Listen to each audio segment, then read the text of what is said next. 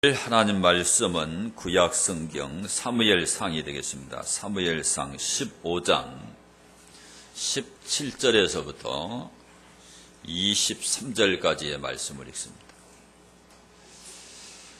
자, 구약 성경 사무엘상 15장 17절입니다. 함께 읽습니다. 사무엘이 이르되 왕이 스스로 작게 여길 그때에 이스라엘 지파의 머리가 되지 아니하셨나이까. 여호와께서 왕에게 기름을 부어 이스라엘 왕을 삼으시고 또 여호와께서 왕을 길로 보내시며 이르시기를 가서 죄인 아말렉 사람을 진멸하되 다 없어지기까지 치라 하셨거늘 어찌하여 왕이 여호와의 목소리를 청종하지 아니하고 탈취하기에만 급하여 여호와께서 악하게 여기시는 일을 행하였나이까. 사울이 사무엘에게 이르되 나는 실로 여호와의 목소리를 청종하여 여호와께서 보내신 길로 가서 아말렉 왕 아각을 끌어왔고 아말렉 사람들을 진멸하였으나 다만 백성이 그 마땅히 멸할 것 중에서 가장 좋은 것으로 길갈에서 당신의 하나님 여호와께 제사하려고 양과 소를 끌어왔나이다 하는지라. 사무엘이 이르되 여호와께 번제와 다른 제사를 그의 목소리를 청종하는 것을 좋아하심같이 좋아하시겠나이까. 순종이 제사보다 낫고 듣는 것이 수량의 기름보다 나으니 이는 거여가는 것은 점치는 죄와 같고 완고한 것은 사신 우상에게 절하는 죄와 같음이라. 왕이 여호와의 말씀을 버렸으므로 여호와께서도 왕을 버려 왕이 되지 못하게 하셨나이다 하니. 아멘.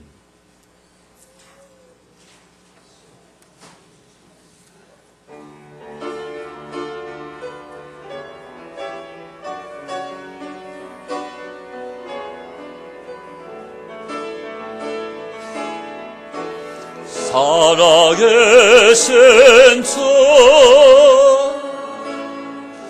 나의 참된 소망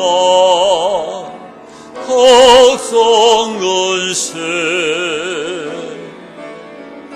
전없네 사랑의 주 갈 길은 너하니 내 모든 삶의 기쁨 널 충만하네.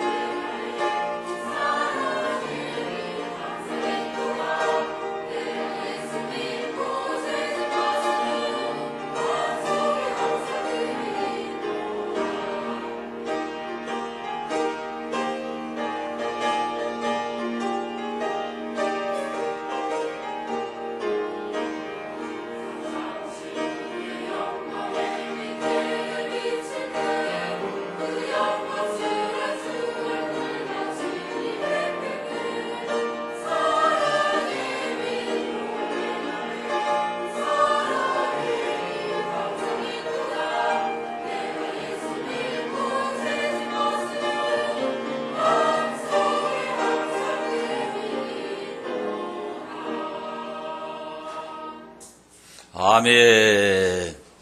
자, 우리 전후좌우에 있는 분들 이렇게 쳐다보시면서 손을 잡고 오직 예수님, 예수님밖에 없습니다. 오직 예수님, 예수님밖에 없습니다. 전적으로 동의하시죠? 자, 우리 인간에게 가장 비극적인 일이 뭔가? 어떤 사람은 희귀병에 걸리면 고칠 방법이 없으니까, 대안이 없으니까 큰 비극이다 이렇게 생각해요. 또 어떤 사람은 극도의 가난에 빠지게 되면은 이런 불행이 어딨냐, 비극이라고 생각합니다. 어떤 사람은 죽음이 눈앞에 닥치면 이제는 죽었다, 큰 비극이라 생각합니다. 인간이 만나는 비극 가운데 가장 큰 비극은 하나님께 버림받는 거예요. 누구에게 버림받는 거예요? 하나님께 버림받는 것. 그것이 가장 큰 비극입니다. 오늘 이 본문 말씀에 보면은 하나님께 버림받은 사람이 나오죠. 이 사람이 사울 왕입니다. 이스라엘 통일 왕국의 초대 왕이지요. 이 사람은 외모가 너무너무 준수해서 다른 사람이 사울 옆에 가면은 이 어깨밖에 안 차요. 그렇게 크고 잘생긴, 오늘날로 말하면 얼짱이고 몸짱이었어요. 거기다가 효자입니다, 효자. 아버지에게 극진하게 효도하는 사람이었고, 이 사람은 아주 겸손한 사람이었어요. 사무엘 선지자가 이스라엘의 왕이 된다고 하니까 사무엘상 9장 21절에 보면은 사울 왕이 이렇게 말합니다. 함께 읽어볼까요? 사울이 대답하여 이르되 나는 이스라엘 지파의 가장 작은 지파 베냐민 사람이 아니니까, 또 나의 가족은 베냐민 지파 모든 가족 중에 가장 미약하지 아니하니까 당신이 어찌하여 내게 이같이 말씀하시나이까 하니. 왕이 된다고 하는데 기름을 붓는데도 이런 겸손한 태도를 취하는 사람이었어요. 이것은 왕이 되기 전의 모습입니다. 그런데 이 사울이 이스라엘의 왕이 되고 나서 사람이 달라지기 시작해요. 자기의 사위가 되었던 그 다윗의 인기가 올라가니까 다윗을 죽이려는 마음이 들어가가지고 군대 3,000명을 동원해서 평생을 다윗 죽이는 데다가 소비하는 거예요. 그리고 인간적인 그런 약점을 수도 없이 노출합니다. 결국에는 사울 속에 뭐가 들어갔느냐? 악신이 들어가 버렸어요, 악신이. 성령이 따라가니까 뭐가 들어갔어요? 악신이 들어갔어요. 계속해서 실정을 거듭하다가 드디어 왕관을 빼앗겨 버렸어요. 그 왕관이 다윗에게로 넘어갔어요. 그런데 성경은 말하기를 이 사울이 하나님께 버림을 받았다. 누구한테 버림받았어요? 하나님께 버림받았어요. 오늘 여러분 가운데 하나님께 버림받는 사람이 없게 되기를 축원합니다. 이 사울이 하나님께 버림받은 이유를 오늘 성경이 우리에게 설명합니다. 사울이 하나님께 버림받은 이유, 첫째가 뭔가? 탐심을 극복하지 못해서 버림받았어요. 오늘 여기 15장 9절 말씀 보면 우리 함께 읽습니다. 사울과 백성이 아각과 그의 양과 모든 좋은 것을 남기고 진멸하기를 즐겨 아니하고 가치 없고 하찮은 것은 진멸하니라. 자, 21절도 보겠습니다. 21절. 다만 백성이 그 마땅히 멸할 것 중에서 가장 좋은 것으로 길갈에서 당신 하나님 여호와께 제사하려고 양과 소를 끌어왔나이다 하는지라 그랬어요. 하나님께서 사울에게 아말렉 족속을 다 진멸하라고 그랬어요. 그래서 아말렉을 점령하게 되면은 그 모든 소유를 남기지 말고 남녀와 어린 아이들까지 다 죽이고 젖먹는 아이들까지 죽이고 그들이 기르는 우양, 가축들, 낙타, 나귀까지 하나님이 다 죽여라고 그랬어요. 여기에는 예외 조건이 없어요. 동정심도 없고 연민도 없고 어떤 그런 감정도 용납되지 않아요. 왜 하나님이 그렇게 하라고 했는가? 하나님이 왜 그렇게 잔인한가? 여러분이 오해할까 봐서 설명합니다. 이스라엘이 광야를 여행해서 가나안 땅으로 가고 있을 때 이 아말렉 족속이 이스라엘의 후미를 쳤습니다. 후미. 앞에서 정정당당하게 전쟁을 걸어오는 게 아니라 이스라엘이 광야를 여행하다가 아주 지치는데 누가 지치냐? 어린아이들, 노약자들, 여성들이 지치지요. 그들이 뒤로 쳐진단 말이에요. 그런데 후미에서 그들을 쳐서 죽인 거예요. 그러니까 이것이 하나님 앞에 아주 악한 일입니다.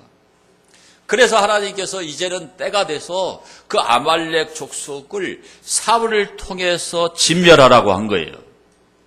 그런데 진멸하는데 그들이 했던 것과 똑같이 하나님이 심판하는 거죠. 어린아이들, 젖먹이 아이까지 3절에 보면 다 죽여라. 우양까지 다 죽여라는 거예요. 그런데 이제 이 사울이 전쟁을 치르면서 전쟁의 대승을 거두게 됩니다. 북쪽 이스라엘, 애굽 국경지대, 남쪽 페르시아만 북쪽 연안에 이르는 광대한 지역에서 전부 그들을 대파하고 대승을 거둔 거예요. 그러면 하나님이 하라고 하는 대로 해야 되잖아요, 여러분. 그런데 하나님의 명령을 뒤로하고 그 기름진 소와 양들을 보고 살찐 소와 양들을 보니까 뭐가 들어가 버렸어요? 욕심이 확 들어가 버린 거예요.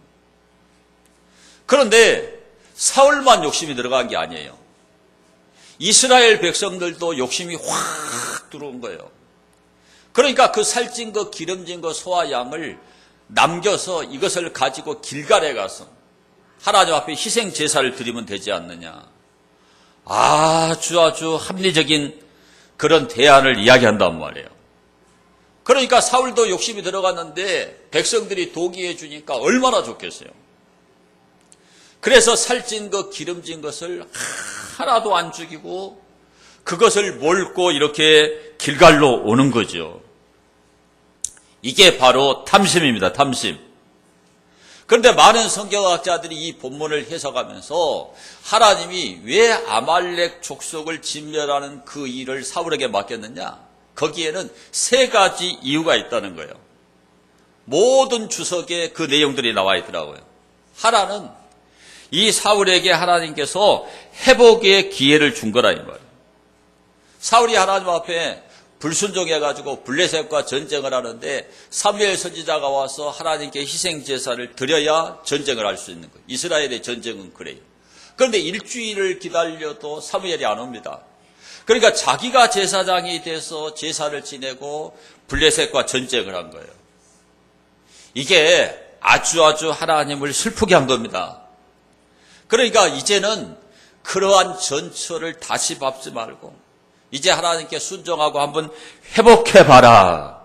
회복의 기회를 준 거예요. 또 하나는 회개의 기회를 준 겁니다. 여태껏 다윗을 죽이려고 하고 실정을 거듭했으니까 이번에는 하나님께 순종해서 철저히 죄를 회개하고 축복의 기회로 만들어라 이거죠. 그래서 다른 사람에게 맡길 수도 있잖아요. 그렇죠? 사울이 왕권을 빼앗기고 나면 다윗에게 맡길 수도 있지요. 그런데 하나님이 사울에게 기회를 주신 거예요. 그러니까 이것은 회복의 기회고 회개할 수 있는 기회고 축복의 기회잖아요. 만회할 수 있는 기회잖아요. 그러면 하나님의 말씀에 순종을 해야 되는데 뭐가 들어가 버린 거예요? 탐심이 들어가 버린 거예요. 탐심이 들어가 버린 거예요. 오늘 우리 속에 탐심이 들어오게 되면 축복의 기회를 상실하게 돼요. 회개의 기회를 상실하게 돼요. 만회의 기회를 상실하게 된다 이 말입니다. 그러니까 에덴 동산에서 우리 인류의 조상 아담과 하와도 마찬가지입니다. 우리가 늘 이것을 큰 교훈으로 삼고 있는데 다시 한번 우리 한번 받아가겠습니다. 보암직도 하고 먹음직도 하고 지혜롭게 할 만큼 탐스럽기도 한 나무인지라. 여러분 에덴 동산에 선악과만 있었던 게 아니고 엄청나게 많은 과일들이 있었나요 없었나요? 있었어요. 성경에 보면 하나님이 임의로 먹을 수 있다. 다 따먹을 수 있어요. 오늘 우리가 먹는 과일들이 얼마나 맛있는 게 많아요. 지난번에 체리를 사다 주더라고요. 체리를 안 먹다가 먹어보니까 맛있더라고요, 그게. 예. 비싸긴 하지만요, 그거 괜찮더라고요. 이게 우리 시대에도 이런 맛있는 게 얼마나 많은가 몰라요. 한국 땅에 살아도 체리도 먹지, 망고도 먹지. 그런데 에덴 동산에는 그게 다 있어요, 다 있어. 그런데 왜 하필이면은 하나님이 먹지 말라고 하는 동산 중앙에 있는 선악과 나무를 탁 먹는데 그걸 따먹은 이유가 뭐냐? 너무너무 아름다워. 보기가 좋아요. 너무너무 먹음직스러워요. 진짜로 그거 먹으면 사탄이 뭐라고 그랬냐? 하나님과 같이 된다. 성경에 나와 있거든요. 하나님과 같이 된다는 거예요. 정말 하나님처럼 지혜롭게 될 것만 같은 그 선악과 나무, 그걸 보고 그냥 먹어버린 거예요. 먹어버린 거예요. 그렇게 사탄은 우리의 탐심을 지금 자극해요. 그러니까 여러분이 에덴 동산에 안 살고 21세기에 살고 있지만 여러분 주변에 그런 선악과가 있나요, 없나요? 엄청나게 많아요. 옆 사람이 알려줍니다. 여러분 곁에도 선악과가 엄청나게 많습니다. 유혹을 받으시죠? 그런데 세상 사람들이요, 참 지혜로워요. 저는 세상 사람들 그 이야기를 주의 깊게 듣는데 세상 사람들이 뭐라고 그러냐? 한번 해봐. 그거 있어도 살고 없어도 산다. 다시 한번 합시다. 그거 있어도 살고 없어도 산다. 진짜 세상 사람들이 웃기는 거는요, 정말 욕심이 많거든요. 그렇죠? 제가 어렸을 때 우리 할머니가 막내 작은어머니가 욕심이 많다고 뭐라고 그래요? 욕심이 똥창까지 찼대요. 막말하더라고, 막말. 제가 잊지는 않아요. 세상 사람들이 그렇게 욕심이 많아요. 그런데 그들이 하는 얘기는 진리를 깨달아가지고 그거 있어도 살고 없어도 산다 그래요. 맞아요, 틀려요? 진리를 깨달아서 성경은 아니지만 알고 있거든요. 그런데 욕심은 무진장하게 부리는 거예요. 그 욕심을 우리가 내려놔야 돼, 내려놔야 돼. 여러분, 먹는 거 있잖아요, 먹는 거. 욕심 부려가지고 여러분이 좀 과하게 맛있다고 많이 먹잖아요. 40대 이후가 되면은 연동운동의 기능이 약화돼가지고 소화가 빨리 안 돼요. 그러니까 속이 터벅해요. 소화되는 시간이 엄청 걸려요, 여러분. 그래서 먹고 싶어도 더 못 먹어, 이제 그 소화될 때까지. 더 소화가 안 되면 어떻게 합니까, 이제? 소화제를 먹어야 돼요, 이제. 더 많이 먹어버리면 어떻게 됩니까, 이제? 살이 찝니다, 살이 쪄. 비만해요, 비만. 그 다음에 어떻게 해야 돼요? 이제 그거 돈 들여서 빼야 돼요. 그래서 여러분, 탐식의 죄를 범하면 안 돼요, 여러분. 여러분, 옷을 하나 사도 그렇잖아요. 자기 형편이 안 되는데 가서 보니까 이게 너무 옷이 멋지다, 이거. 그러니까 얼른 마귀가 카드 긁어라. $10 나눠내라. 이자 좀 내지 뭐. 그래가지고 긁어요. 그러면 메꾸느라고 고생하는 거예요. 에? 그거 메꾸느라고 얼마나 고생합니까? 홈쇼핑도 마찬가지예요. 무이자 10개월이니까 얼른 계산하면은 이거 19,000원씩만 10번 내면 된다. 10,000원 못 내겠냐. 그래야 긁어. 끝날 때까지 고생해버려요.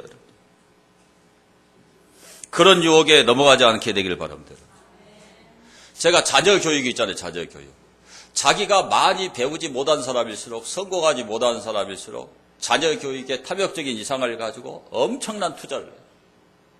몰빵을 합니다. 몰빵을. 자녀 교육에 몰빵을 해요. 제가 아는 목사님도 자녀 교육에 몰빵했어. 다행히 그 집은 성공했어요.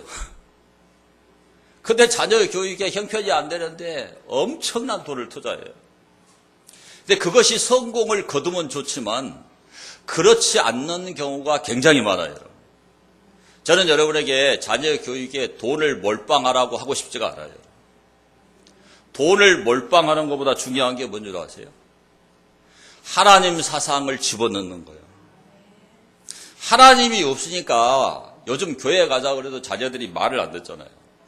대화가 안 되잖아요, 부모가. 여러분 자녀들이 안 듣는 것 같아도 여러분이 하나님 잘 섬기는 모습을 보여주고 우리 인간의 제1원인 이걸 알려줘야 돼. 야, 우리 인간의 이 뇌세포가 1000억 개가 되는데 어떻게 그 1000억 개를 만들 수 있겠냐. 그런 이야기 해줘야 돼요. 그런 얘기 여러분. 지난주에 제가 말했죠. 추상세포.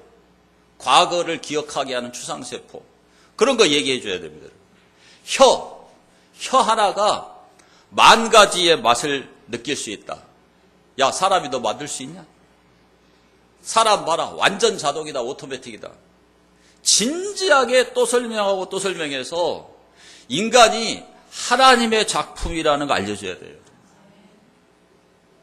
그래야 지난주에 제가 얘기했죠. 인간이 고귀하게 존귀하게 살거든요. 지금 우리나라에 헌법을 개정하려고 하는데 양성평등을 성평등으로 고치려고 합니다. 양성평등은 남자와 여자의 평등을 말해요. 현행 헌법에 그렇게 돼 있어요. 그런데 성평등이라고 헌법에다 지금 18조에 집어넣어버리려고 합니다. 그거 어떻게 되냐. 미국에서는 현재 성을 37가지. 이게 뭐예요, 여러분? 기계 성애자. 세상에 자동차하고 성행위를 해요. 수간, 짐승하고 성행위를 합니다. 짐승창녀촌이 생겨요, 여러분. 짐승창촌이 독일에도 있고, 이제 동성애가 통과된 나라들은 전부 다 짐승들을 놓고 장사를 하는, 그 다음에 죽은 사람, 공동묘지에 가서 죽은 시체를 갖다가 캐다가 죽은 시체와 성관계를 맺는 네크필리아. 이 기가 막힐 일입니다, 여러분. 2남자에 3여자도 결혼하고 3여자에 5남자도 결혼하고 이런 웃기는 세상이 돼버려요. 기가 막히는 일입니다, 여러분. 트랜스젠더. 하나님이 남성과 여성을 하나님이 정해서 태어나게 하신 거예요. 그런데 성을 자기 마음대로 수술해서 바꿔버려요. 이런 것이 헌법에 들어가면 이 세상이 지금도 엉망진창인데 이 세상이 온전해지겠냐. 그래서 교회들이 이렇게 생명을 걸고 나서는 것이고, 여러분 신문에 보셨겠지만 전국의 46개 대학의 대학생들이 국회 앞에 가서 시위를, 그거 헌법에 넣지 말라고. 그런데 지금 헌법에 들어갈 가능성이 무지하게 높아버려요. 그러면 우리는 교회 생태계가 무너져서 우리가 신앙생활 자유롭게 할 수 있는 그런 세상이 안 됩니다, 여러분. 무서운 세상이 돼버려요. 그러니까 하나님 사상이 없으면, 우리 인간이 하나님의 작품이라는, 하나님의 피조물이라는 사상이 없으면 그렇게 되어버려요. 그러니까 돈으로 몰빵해서 여러분이 원하는 대로 자녀를 기를 수 있느냐? 없다니까요. 정말 진지한 시간을 만들어서 대화해서 너는 하나님의 피조물이다, 이걸 가르쳐야 돼요, 여러분. 여러분, 돈을 아무리 많이 들여서 학원에 보내고 개인 과외를 시킨다고 애가 공부하나요? 아니에요, 여러분. 자기를 인식하게 만들어야 돼요, 우리 어른들처럼. 우리가 인생을 이렇게 살아보니까 공부 안 하면 너무 고생하잖아요.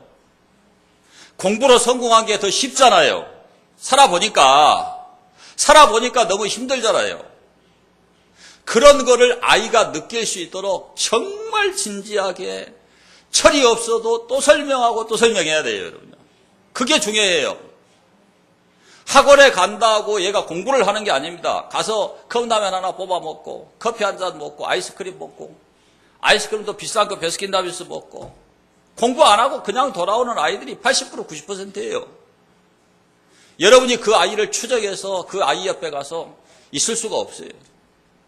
그러니까 그 아이의 정신, 그 아이의 생활 습관을 고치는 일에 여러분이 몰두하셔야 돼요. 그러려면 여러분이 모범을 보이지 않는 한 절대 그 아이는 변화되지 않아요. 근데 돈 많이 들여서 학원에 과외에 몰빵시키면 좋은 대학을 갈 거라고 착각을 하고 있는 거예요. 교회도 마찬가지거든요. 주일날 여러분이 아이들 1시간 보내가지고 여러분 아이들이 신앙에 깊이 들어가냐, 그러지 못해요, 여러분. 집에서 예배드리고 집에서 하나님을 부모가 보여주지 않는 한 절대 신앙이 안 들어갑니다. 그러니까 목사님 아들들, 목사님 딸들도 하나님 버리는 애들이 얼마나 많은데요, 여러분. 신앙이든 공부든 부모가 보여주고 부모가 그 사상을 바꿔주고 부모가 그 생활 습관을 길러주지 않는 한 돈으로 몰빵해서 성공되는 경우는 극히 드물다. 안 믿어집니까?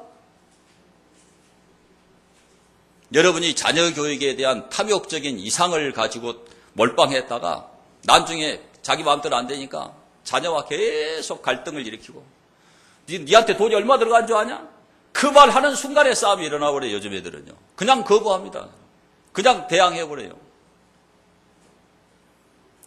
끝없는 평행선을 달려요, 여러분. 자녀 교육에 중요한 것은 하나님 사상을 갖게 하는 거예요. 생활 습관을 바꿔주는 거예요. 자기를 인식하게 하는 거예요. 공부를 안 했을 때 어떤 일이 벌어지는가를 또 말해주고 또 말해줘야 돼요. 그런 교육이 돈으로 몰빵하는 것보다 더 중요하다. 돈으로 몰빵하는 거 탐심이에요, 탐심. 자녀 교육의 탐심도 버려야 돼요, 여러분요. 좀 무엇을 우선해야 되는가를 여러분이 생각해야 된다. 그 얘기예요, 여러분. 제가 적용적인 관점에서 탐심을 얘기한 거예요, 여러분. 그래서 여러분들이 정말 하나님이 주시는 축복의 기회, 회개의 기회, 만회의 기회를 탐심 때문에 잃어버리지 않는 그런 여러분 되기를 축원합니다. 자, 두 번째로 왜 사울이 하나님께 버림받았을까? 사울은 자신의 영광을 추구했기 때문에 버림받았어요. 자, 12절을 보겠습니다. 12절. 사무엘이 사울을 만나려고 아침에 일찍 일어났더니 어떤 사람이 사무엘에게 말하여 이르되 사울이 갈멜에 이르러 자기를 위하여 기념비를 세우고 발길을 돌려 길갈로 내려갔다 하느니라 그랬어요. 자, 하나님께서 사울에게 아말렉을 치라고 그랬잖아요. 아말렉을 치라고 할 때는 하나님께서 승리를 주시겠다는 약속이에요, 약속. 사울이 전쟁을 잘해서 아말렉을 물리친 게 아닙니다. 사울이 승리한 것은 누가 승리하게 해주신 거예요? 하나님이 승리하게 해주신 거예요. 그러면 하나님께 영광을 돌려야 되겠죠? 그런데 자기가 아말렉을 무너뜨렸다는 자신의 치적을 알리기 위해서 어떻게 합니까? 기념비를 세워요, 기념비를. 오늘 이 본문 성경이 자기를 위하여, 누구를 위하여?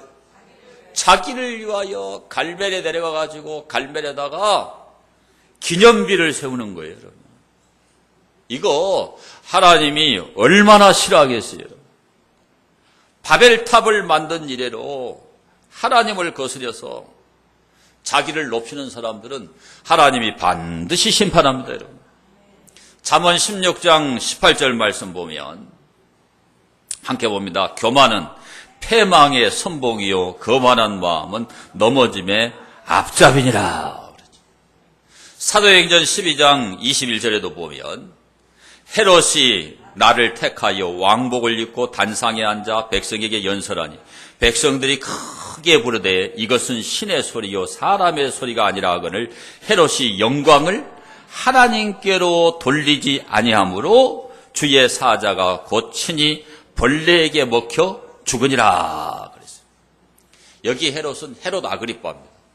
이 헤롯 아그리빠가 왕 된 지 3년 만에 이 가이사라 지방에 내려와가지고 황제를 위한 축제를 열었습니다. 그러니까 그 황제의 그 잔치를 축하하기 위해서 그 가이사라 주변에 있는 거물급들이 다 참석을 한 거예요.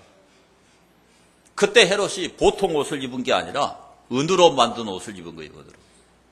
은으로 만든 옷을 입고 왕자에 앉게 되니까 아침 햇빛이 쫙 비치잖아요. 그러니까 눈이 부셔서 사람들이 볼 수가 없어요. 그 왕자에서 일어나서 사람들 앞에 연설을 합니다, 여러분. 그러니까는 그 아첨하는 사람들이 뭐라고 부르느냐? 당신은 신이라는 거예요, 신. 그러면서 그들이 우리를 긍휼히 여기소서. 우리가 지금까지는 사람으로 존경해 왔으나 이제부터는 당신을 인성 위에 초월한 자로 섬기겠나이다. 그러면 그러지 말라고 해야 되잖아요. 성경의 베드로나 바울은 사람들이 막 땅에 엎드려서 절하려고 그러면 우리 한번 따라합시다. 나도 사람이라. 그래서 절하지 못하게 합니다. 같은 사람이잖아요, 사람. 그런데 자기를 신이라고 하니까 좋아가지고 그 찰나란 아침 햇볕을 받으면서 은으로 된 옷을 입고 사람들 앞에 연설을 해요. 그런데 그때 부엉이 한 마리가 이 헤롯 왕의 머리를 지나가는 거예요. 근데 헤롯이 직감했어요. 그것이 흉보의 사자라는 것을 자기가 깨닫고, 그러면서 헤롯이 뭐라고 말했는가 하면은 이런 말을 했습니다. 너희들이 신이라 부른 나는 곧 이 생명에서 떠나는 명을 받았고 불멸이라 했던 나는 즉시 죽음으로 달리게 되었느니라. 그때 복통이 일어나. 그냥 배가 아파서 배를 움켜잡아요. 그래서 신하들이 이제 이 헤롯 아그리빠를 궁궐로 옮겼는데 며칠 만에 죽었느냐? 닷새 만에 죽었어요. 하나님의 영광을 도둑질하니까 하나님이 죽여버린 거예요, 여러분. 외경인 마카비서에도 기록이 나와 있는데 하나님의 치심으로 배에서 버러지가 일고 몸에서는 악취가 나서 그의 모든 병사들의 코를 찔렀다, 이렇게 기록이 되어 있어요. 분명히 성경은 하나님이 헤롯 아그리빠를 쳤다고 기록하고 있어요.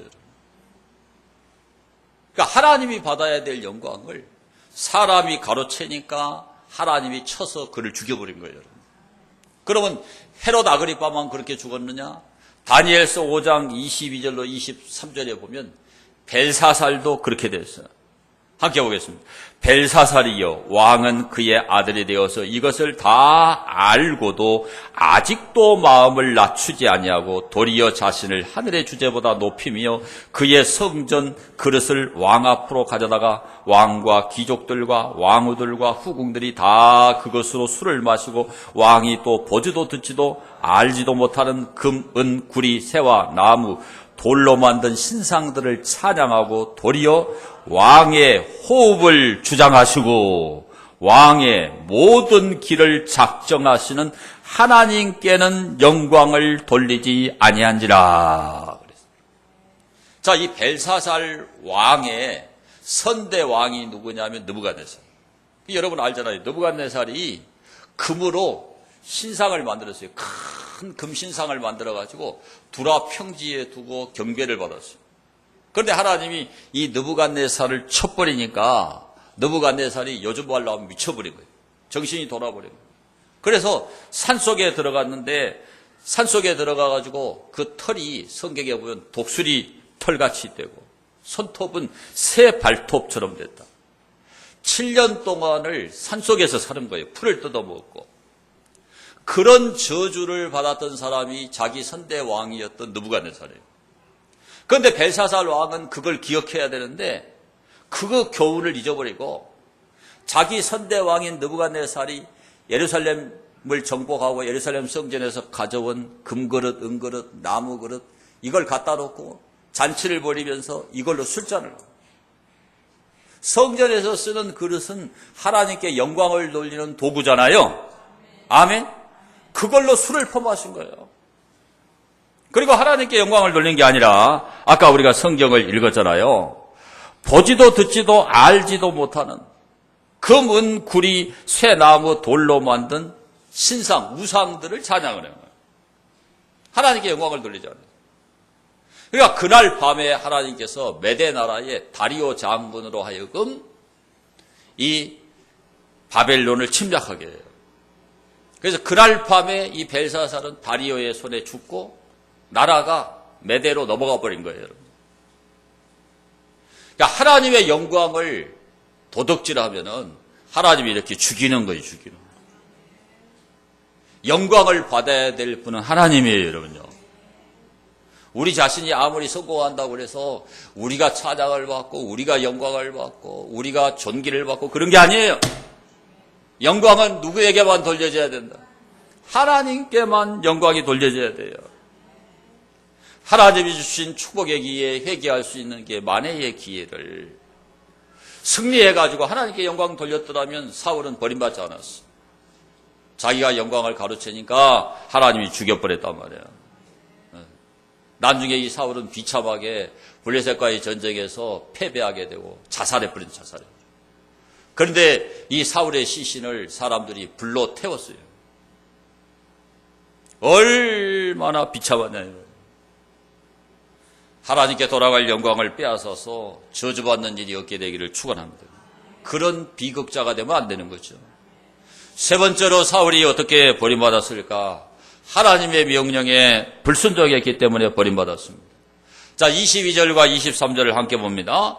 사무엘이 이르되 여호와께서 번제와 다른 제사를 그의 목소리를 청종하는 것을 좋아하심같이 좋아하시겠나이까? 순종이 제사보다 낫고 듣는 것이 수당의 기름보다 나으니 이는 거여가는 것은 점치는 죄와 같고 완고한 것은 사신 우상에게 절하는 죄와 같음이라.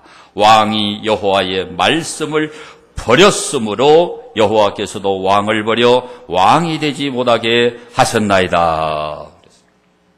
자, 사무엘이 사울의 죄를 책망을 했어요. 그런데 변명을 합니다. 백성들이 살찌고 기름지고 좋은 것을 길갈로 가져가서 하나님께 제사 드리자고 그래서 내가 그렇게 한 거지. 하나님께 제사 드리려고 그렇게 한 거지. 내가 욕심나서 그런 거 아니다. 자, 거짓말이에요, 참말이에요?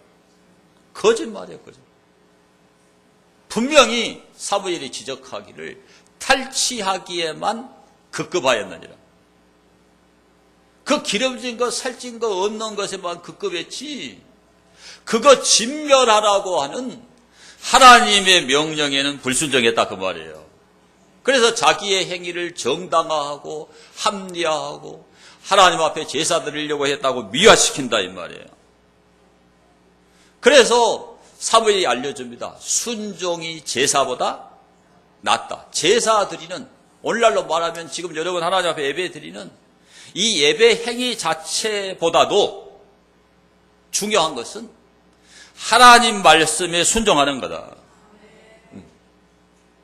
자, 여러분 주의를 지키고 주의를 성수하고 예배하는 게 중요해요, 중요해. 이게 중요하지 않다고는 이야기 안 했어요, 하나님께서. 순종이 제사보다 낫다. 제사가 중요하지만 제사보다 중요한 게 뭐라는 겁니까? 순종이라는 거예요. 그런데 여러분이 22절만 보면 안 되고 23절을 꼭 보셔야 되는데, 23절에 사무엘이 사울에게 분명히 알려주지요. 거역하는 것. 그러니까 진멸하라는, 아말렉의 모든 것, 소와 양까지 진멸하라는 것을 지금 거역했지요. 그 거역하는 것은 무슨 죄라는 거예요? 점치는 죄라. 이 점치는 죄라고 하는 말이 히브리어의 캐셈입니다. 캐셈. 이거 복술. 점쟁이한테 가서 복채를 냈고 점치는 죄하고 똑같다. 그러니까 하나님 말씀을 불순종해버리면은 예배를 드려도 점치는 거나 똑같다는 거예요. 많은 사람들이 점치러 가지요. 액땜하기 위해서 점치러 가잖아요. 오늘 이렇게 하나님 말씀을 듣는데 순종하지 않으면 점치는 거라는 거예요. 그 다음에 여기 완고한 거. 완고한 것은 사신 우상에게 절하는 거다. 이 사신이라는 히브리어는 아엔입니다. 아엔. 이게 바로 하나님 앞에 가증한 우상 숭배를 얘기하는 거예요. 그러니까 얼마나 완고하면, 얼마나 교만하면은 하나님이 진멸하라고 하는 하나님의 명령을 갖다 거부하겠냐. 그건 완고한 거라는 거예요. 그거는 하나님이 너무너무 가증히 여기는 우상 숭배의 죄와 똑같다라고 알려주는 거예요. 우리가 그렇게 알려주는 게 아니라 그 유명한 사무엘 선지자가 정확하게 사울의 죄가 뭔가를 이렇게 알려준 거예요. 근데 많은 사람들은 성경을 단순하게 순종이 제사보다 낫다, 이거 말고 몰라요. 23절을 꼭 기억해야 돼. 그 죄가 얼마나 무서운 죄라는 거 알아야 됩니다. 점치는 거래요, 점치는 거. 우상 숭배하는 거하고 똑같다는 거예요. 그러니까 순종 안 하면은 세상 사람들 점치는 거. 세상 사람들 우상 숭배. 우상 숭배는 히브리어의 토헤바군, 토헤바는 가증히 여긴다. 하나님이 가증히 여긴단 말이에요. 그래서 여러분 하나님께 순종하셔야 돼요. 순종하셔야 돼요. 순종하는 것이 최우선입니다. 아시겠어요? 예배에 오신 거 잘하신 거예요. 잘하신 거예요. 중요해요. 더 중요한 거. 이렇게 말씀을 듣고 깨달아가지고 이 말씀을 마음에 새기고 삶의 현장에 가서 그렇게 사는 게 중요하다. 이해가 되시나요? 그게 중요하다고. 사무엘이 우리에게 알려준 거예요. 그래서 미가서 6장 6절 보면, 자, 미가서 6장 6절 함께 봅니다. 내가 무엇을 가지고 여호와 앞에 나아가며 높으신 하나님께 경배할까? 내가 번제물로 일련된 송아지를 가지고 그 앞에 나아갈까? 여호와께서 천천의 수당이나 만만의 강물 같은 기름을 기뻐하실까? 내 허물을 위하여 내 마다들을 내 영혼의 죄로 말미암아 내 몸에 열매를 드릴까? 사람아, 주께서 선한 것이 무엇임을 내게 보이셨나니 여호와께서 내게 구하시는 것은 오직 정의를 행하며 인자를 사랑하며 겸손하게 내 하나님과 함께 행하는 것이 아니냐. 자, 구약의 이스라엘 백성들은 번제물, 송아지나 양, 수당의 기름 이런 걸 가지고 하나님 앞에 가서 드렸어요. 우리 헌금 드리듯이. 그렇게 희생제사 드려요. 근데 하나님은 그게 중요한 게 아니고 정의를 행하는 거, 정의. 자, 여러분 예배 드리고 세상 밖에 나가서 라이티어스네스, 조스티스, 정의롭게 살아라 이 말이에요. 옆 사람에게 반듯하게 삽시다. 반듯하게 정의롭게 사는 게 중요하다. 그 다음에 인자를 사랑하며 사랑을 베풀어내는 사람. 뭐를 베풀어요? 사랑을 베풀라는 거예요. 그 다음에 겸손하게 내 하나님과 함께 동행해라. 누구와 동행해요?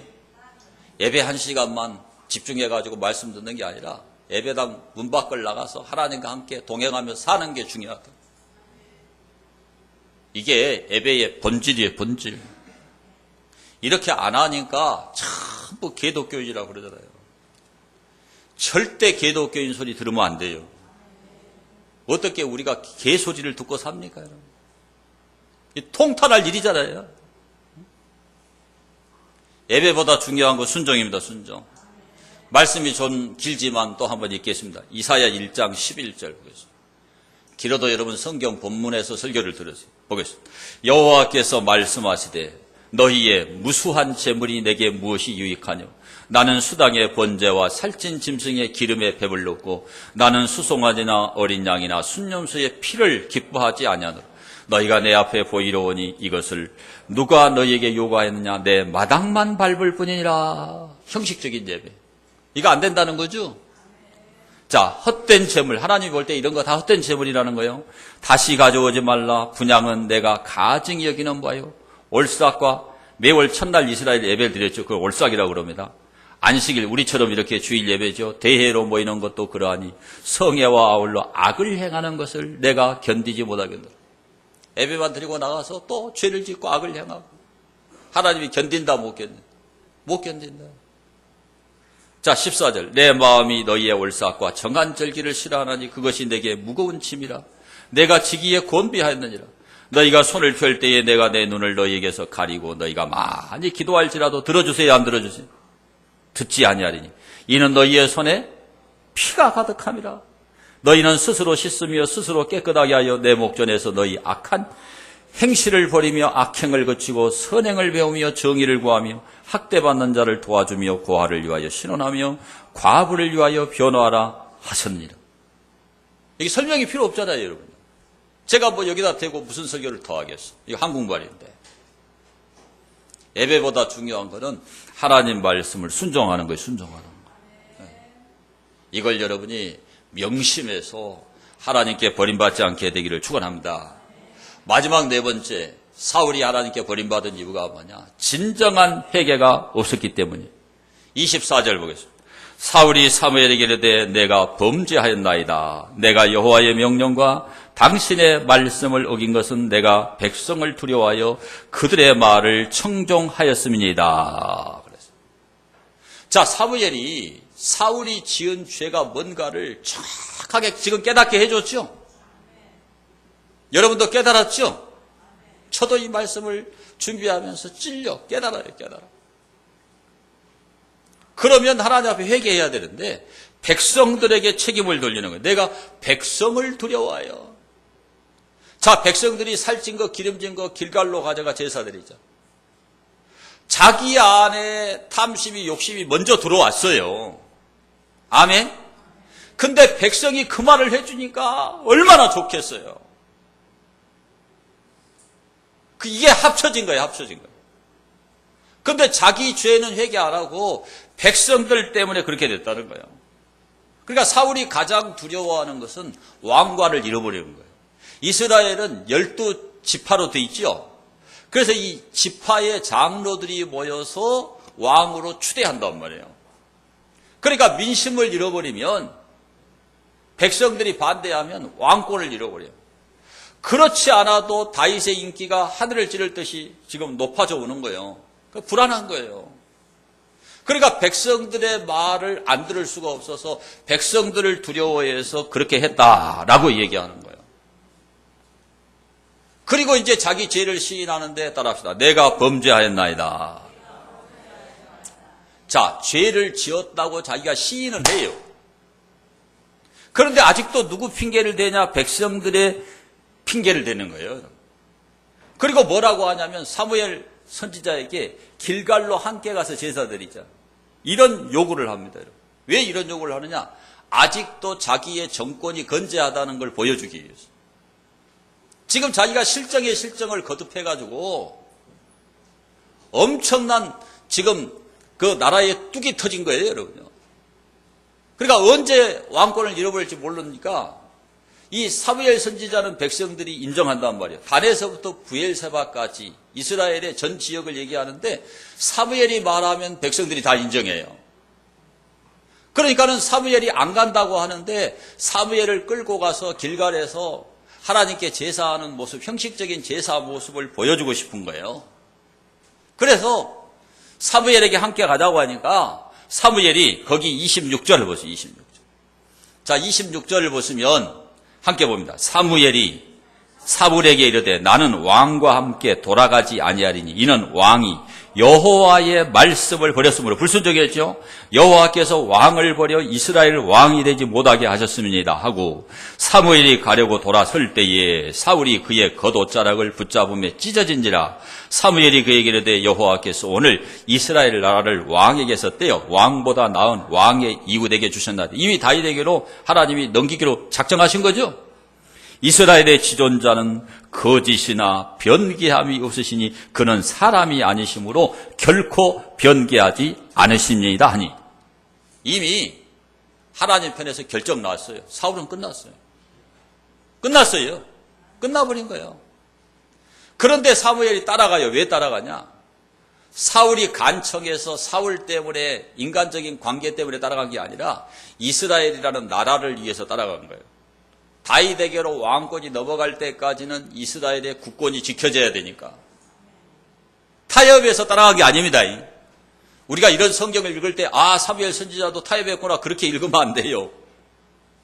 이스라엘은 신정국가입니다. 그러니까 사무엘이 다윗에게 기름을 부어놨기 때문에 다윗이 왕권을 확립할 때까지는 사무엘이 도와줘야 돼요. 타협한 게 아니에요. 그래서 따라가 준 거예요. 그러니까 사울은 이렇게 망해갈 때도 다른 사람 핑계대고 변명하고 합리화하고 미화하고 자기 정권에 대한 그 욕심 때문에 자기가 건재하다는 것을 끝까지 보여주려고 하는 이런 코스프레를 하다가 진정한 회개를 못하고 하나님께 버림받고 만 거예요. 오늘 우리가 하나님 앞에요, 진정한 회개가 있어야 돼요, 여러분. 우리 인간이 하나님 앞에 버림받는 첫 번째 이유는 범죄입니다. 범죄. 죄 때문이죠. 그런데 죄 때문에 멸망받는 게 아니라 진짜로 멸망받는, 버림받는 이유는 회개하지 않기 때문에. 죄 지어서 멸망받는 게 아니고 회개하지 않아서 멸망받는 거예요. 우리는 진정한 회개를 해야 돼요. 여러분이 잘 아는 가룟 유다를 보세요. 가룟 유다가 예수님을 은 30에 팔았어요. 그런데 예수님이 가야바의 법정에서 채찍으로 막 두들겨 봤지요. 또 헤롯한테 가서 신문 받죠. 빌라도에게 신문을 받아가지고 사형이 확정됩니다. 십자가형이 확정돼요. 그러니까 마태복음 27장을 읽어보게 되면 정죄받는 것을 보고 그랬어요. 분명히 그렇게 기록이 됩니다. 마태복음 27장 3절 5절에 보면 정죄받는 것을, 그러니까 사형이 언도되는 것을 가룟 유다가 다 따라다니면서 봤다 안 봤다? 분명히 성경이 보고 예수님이 마지막 빌라도의 재판에 의해서 사형이 언도되는 것까지를 가야바의 법정에서 채찍에 얻어맞는 것까지 다 가룟 유다가 어떻게 되는가를 따라다니면서 봤다 안 봤다? 성경은 봤다라고 기록을 합니다. 그래가지고 가룟 유다가 양심의 가책을 느껴가지고 은 30은 노예 한 사람의 몸값이에요. 그러니까 이것을 가지고 다시 대제사장한테 갑니다. 가서 내가 죄를 범했다. 그리고 은 30을 대제사장들에게 반환하려고 그러니까 대제사장들이 이것을 받아주는 게 아니고 뭐라고 말하나? 그것이 우리에게 무슨 상관이냐? 내가 당하라. 그러니까 자기가 이 돈이 스승을 판 죄라는 걸 자기가 깨달았기 때문에 그 27장 3절에 보면 내가 무죄한 피를 팔고 죄를 범하였도다.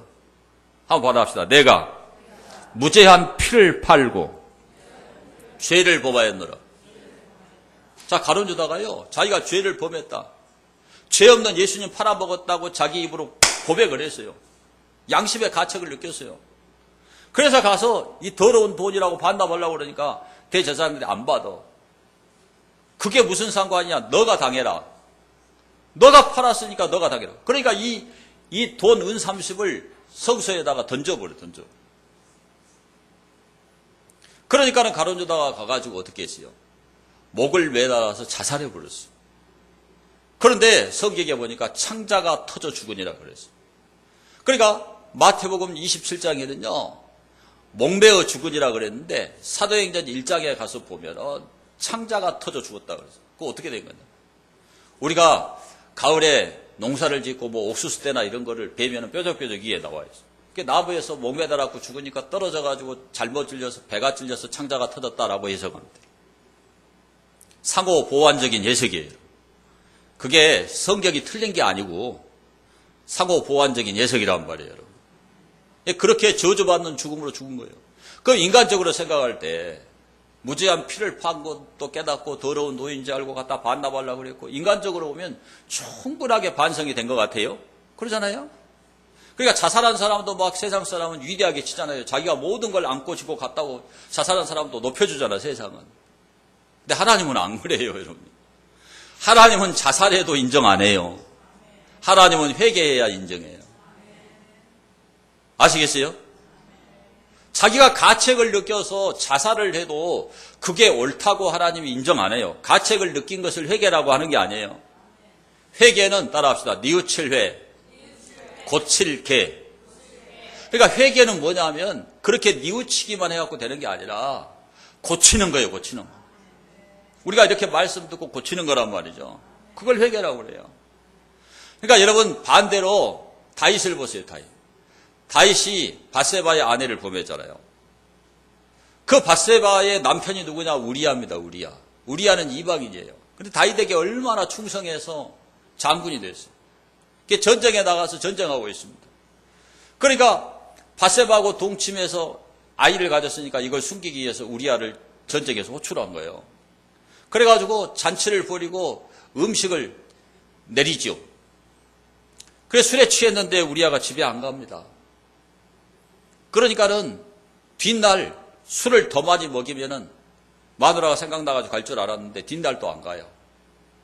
그러니까는 전쟁의 총사령관인 그 요압한테 편지를 써가지고 우리아한테 주는 거예요. 전쟁을 하다가 적진 깊은 곳에 들어가가지고 우리아 혼자 놔두고 나와버려라. 그 자기가 죽을 편지를 자기가 품고 마누라도 못 보고 전쟁으로 다시 가. 그 요압 총사령관한테 갖다 줍니다. 요압 총사령관이 이 편지를 보니까 다윗이 우리아를 죽여라는 살인 교사예요. 그래서 왕의 명령이니까 적진에 들어가서 전쟁이 치열할 때 놔두고 나오니까 죽어버렸어. 그래가지고 보고를 합니다, 다윗에게. 그러니까 다윗이 뭐라 그래요? 전쟁에서 활이나 그 칼은 누구에게나 다 맞는다 이러는 거예요. 하나님께서 그 일을 악하게 여기시니라. 아멘. 그런 무서운 죄를 지은 거예요. 그런데 나단 선지자가 와가지고 문무백관들이 있는 자리에서 당신이 바로 그 사람이다. 당신이 바로 그 악한 죄인이다. 그러면 그 일개 선지자 그냥 단칼에 날려버릴 수 있잖아요. 근데 그 자리에서 다윗은 대성통곡을 하면서 일주일 동안을 금식하고 철야했어요. 그런 걸 회개라 그래. 그래서 다윗이 나이가 많이 들으니까 이제 몸이 따뜻하지 않으니까 해춘법을 써가지고 수냄 지역에 살고 있는 아비삭이라는 젊은 동료를 갖다 집어넣었어요. 옛날에 그렇게 하잖아요. 근데 성경이 뭐라고 기록하느냐? 그로 더불어 동침하지 아니하니라. 얼마나 철저하게 회개했으면 그 노년에 그 치료를 위해서 신하들이 쓰는 방법인데 그거 안 한대요. 그런 걸 회개라 그래요, 여러분. 그러니까 회개가 정말 어려워요, 여러분. 쉬운 게 아닙니다, 여러분. 네. 제가 이번에 아파서 한 달 이상을 지금 이렇게 시간을 보내면서요. 철저한 회개를 하고 있어요. 회개가 어렵더라고요. 오랜 시간 점검하고 돌아볼 수 있는 기회 주신 걸 감사하고 있어요. 그러지 않으면 사람이 막 바빠서 일에 묻혀 살아가잖아요. 회개할 기회가 없는 거예요. 하나님 앞에 철저하게 회개해야 돼요. 여러분. 그래야 버림받지 않습니다. 여러분.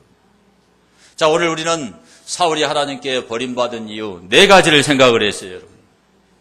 왜 버림받았나요? 물질적인 탐심을 극복하지 못해서 버림받았어요.